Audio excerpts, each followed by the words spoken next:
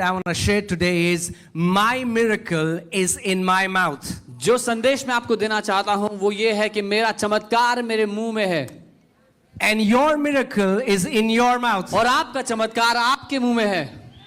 Amen. The Bible says that the power of life and death is in our tongue. Bible कहती है जीवन और मृत्यु का सामर्थ्य हमारे जुबान के वश में है. So your tongue is the greatest prophet you have access to. आपकी जुबान सबसे बड़ा भविष्यद्वक्ता है जिससे आप जब चाहे मिल सकते हैं. You can prophesy life, आप जीवन की भविष्यवाणी कर or you can prophesy death. या आप मृत्यु की भविष्यवाणी कर You सकते can हैं. prophesy blessings, आप आशीषों की or भविष्यवाणी you कर can सकते हैं prophesy curses. या श्रापों की भविष्यवाणी. You can prophesy victory, आप जय की भविष्यवाणी or कर you सकते can हैं prophesy defeat. या आप हार की भविष्यवाणी कर सकते हैं. Are you with me, church? क्या आप मेरे साथ हैं कलीसिया? Amen. Remember the rule. नियम याद है? Remember the rule? नियम याद है? Okay, now I can see you smiling. Smile at the preacher प्रचारक की ओर देखकर मुस्कुराएं.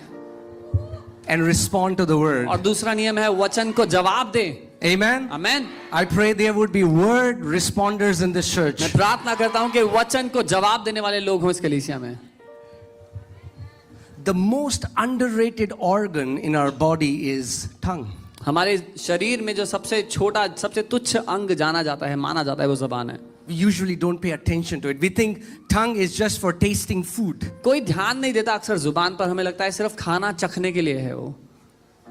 But Bible is saying that the tongue is powerful. लेकिन बाइबल कह रही है जुबान शक्तिशाली है. Your tongue carries the power to change the very course of your life. आपकी जुबान में वो क्षमता है कि आपके जीवन की Ships.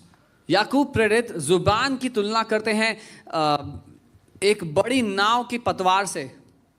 And he's like, how these huge ships, their course, they are being turned towards right or left through the small rudder. He's like, in the same manner, we can control our entire body. You can change the very course of life by your tongue. और वो बताते हैं कैसे इतने बड़े जहाज इतने विशाल जहाजों का रुख मोड़ दिया जाता है एक छोटे से पहिए जैसे दिखने वाले अंग से.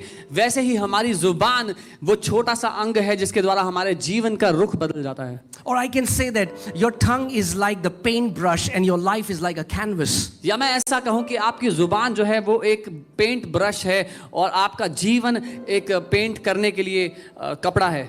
See, so many times we have stressed so much. There is an unhealthy stress in the sovereignty of God where we do not take responsibility for the words that we are sowing in our own life. हमने कई बार परमेश्वर की जो इच्छा है उस बात को इतना बड़ा कर दिया कि हमने ध्यान ही नहीं दिया कि हमारा क्या योगदान है हमारे जीवन में जो होता है उसमें. But if you remember, I have taught you God's sovereignty. लेकिन अगर आपको याद हो तो मैंने सिखाया था परमेश्वर की जो इच्छा है उसकी जो सुइच्छा है And man's responsibility. साथ ही मनुष्य की जिम्मेदारी. Say God's sovereignty कहें परमेश्वर की सुइच्छा and man's और responsibility. मनुष्य की जिम्मेदारी.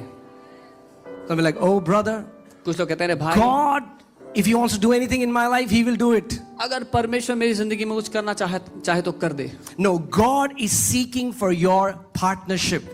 नहीं, परमेश्वर को आपकी संगति आपकी सहभागिता चाहिए उसको करने के लिए.